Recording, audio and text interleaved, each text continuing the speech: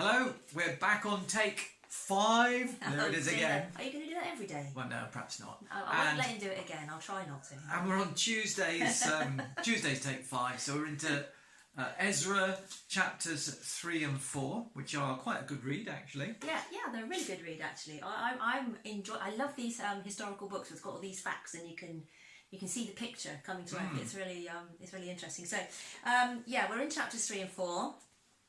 Today we thought we'd look a little more closely at chapter 3.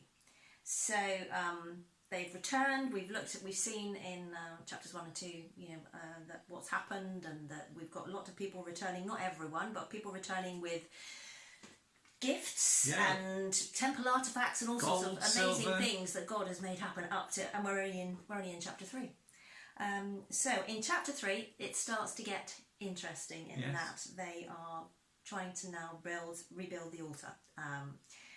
And now we've got different characters in this. My version has called him Jeshua, and my version's got Joshua. So Jeshua/Joshua, depending on your version, and Zerubbabel have come together, and they are together with obviously a team of other people rebuilding the altar. Now, when they achieve this, what I love about it is they're really keen, and they want to get straight on with the sacrifices and following the law of Moses. Yes, which they seem to have rediscovered, don't they? Yeah, it's like they have this renewed energy and enthusiasm. They've looking back on their ancestors, and they've obviously heard the history of what happened and how they ended up in exile and how it all went wrong, and now they've come back and they've got this sort of excitement and enthusiasm to get this built and to start really following the law, because we read that they start making sacrifices. There's festivals that they observe, and they're also offering voluntary offerings to the Lord as well. So they are really keen, it seems, to not repeat the mistakes of their... Yes, because before they went into exile, Judah was in a pretty bad state, really. Multiple kings had led them astray, and the people had gone down some really bad paths. And it's hardly surprising that the law, so we're talking about the Torah, Genesis, Exodus, Leviticus, Numbers, Deuteronomy, got lost because they just weren't following it. And so here they are back reinstating these things with real enthusiasm. Yes. I think, and that's how it comes across, don't you think? It reads like they really are excited to be back, and they really want to get it right. They really want to get it right. And then once they've rebuilt the altar, they go on and start to put in the foundations for the temple as well, because you remember that the temple back just after they were taken away was absolutely flattened by the incoming Babylonians who just razed it to the ground.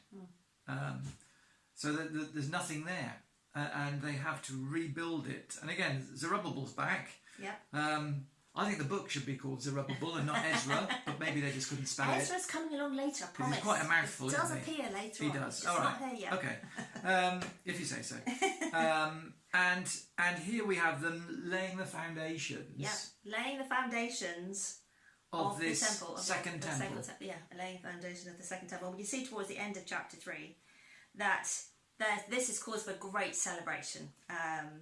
There's songs and praising the Lord, and they're very excited by this step of progress. But there is one interesting little fact here, which has caught my attention. It's caught our attention, hasn't it? Yeah. That although there's all this celebration and the foundation is down and the people are joyful, the elders, the family heads who'd seen the former temple, wept aloud. Yeah. And I don't think it's weeping for joy. It doesn't read like they're weeping for joy. It reads because it contrasts like, the joy with the weeping. It does. And what we think has happened is they've seen this foundation and realised, it's dawned on them, this is not going to be anywhere near as glorious, as great, as magnificent, as big, as impressive as the first temple. Yeah. And so there's a heaviness and a sadness which is mixed with the younger generation exploding with joy. So it's a really strange one, isn't it? And it's just an interesting thought that, you know, you can have a beautiful, shiny, expensive materials building. The temple, Solomon's temple, was obviously something quite spectacular and splendid. And we read about that in earlier books. And and it's not about that. It's not about, we know that. We know it's not about that. The church is all about the people. We are the church. So it doesn't matter if your building is beautiful and splendid and expensive. It's what goes on. Yeah. So what goes on in here that matters. We're going to take this and encourage you to continue to pray today for the church building.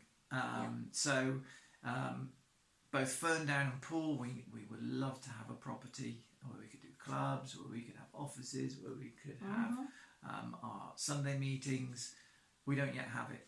So my and our, challenge, our provocation today is, let's get on our knees and let's pray this building that God's got for Sunny Hill Poole, for Sunny Hill Ferndown, into being, into our hands.